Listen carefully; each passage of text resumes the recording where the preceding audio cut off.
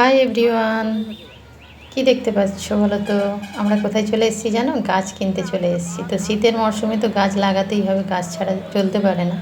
তো এগুলো হচ্ছে মরশুমি ফুল, মানে এই সিজনে যে শীতকালে যে ফুলগুলো হয় সেই ফুলগুলোই কিনবো। চলে এসেছি এখানে ফুল গাছ নেওয়ার জন্য। কয়েকদিন ধরেই আসবো মাটি টাটি সমস্ত কিছু রেডি করে রেখেছি, কিন্তু গাছ কিনতে পারিনি এতদিন ধরে। তার কারণ এসআইআরের যেহেতু কাজ চলছে, বড়মশাই খুব ব্যস্ত। তো আজকে একটা সময় বার করে চলে এসেছি গাছ নিতে।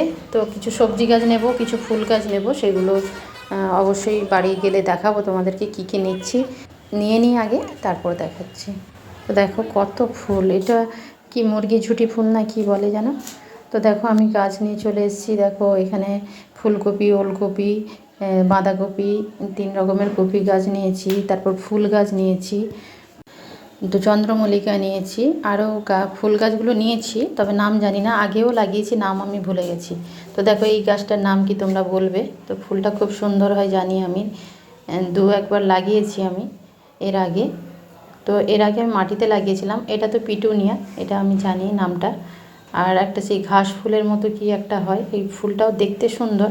আমার একটা ভিডিওতে ছিল, ওই কেকের ভিডিওতে ওই ফুলটা দেখবে। আর কিছু টব কিনেছি, 5টা টব কিনেছি, একটা ট্রে কিনেছি পিটুনিয়া লাগানোর জন্য। তো এই হচ্ছে আজকে আমার কেনাকাটা। আর ছোটো সমানে কিন্তু ভিডিওটা করার সময় ঝামেলা করে যাচ্ছে, সেটাও সহ্য করে নিচ্ছি ধৈর্য ধরে, বুঝেছো? ভীষণ ধৈর্য ধরে থাকতে হয়েছিল। ও যেভাবে দুষ্টুমিটা করছিল সেটা মেনে নিয়েছি কোনো রকমে। তো এই গামলিটা আগের বার পিটুনিয়া লাগিয়েছিলাম, তবে এবার পিটুনিয়া লাগাবো না, অন্য কিছু লাগাবো। তো চলো আজকের মতো বিদায় নিয়ে নিলাম। গাছগুলোকে ভালো করে সাজিয়ে নিই, গাছ লাগানোর পর আবার আপডেট দেব।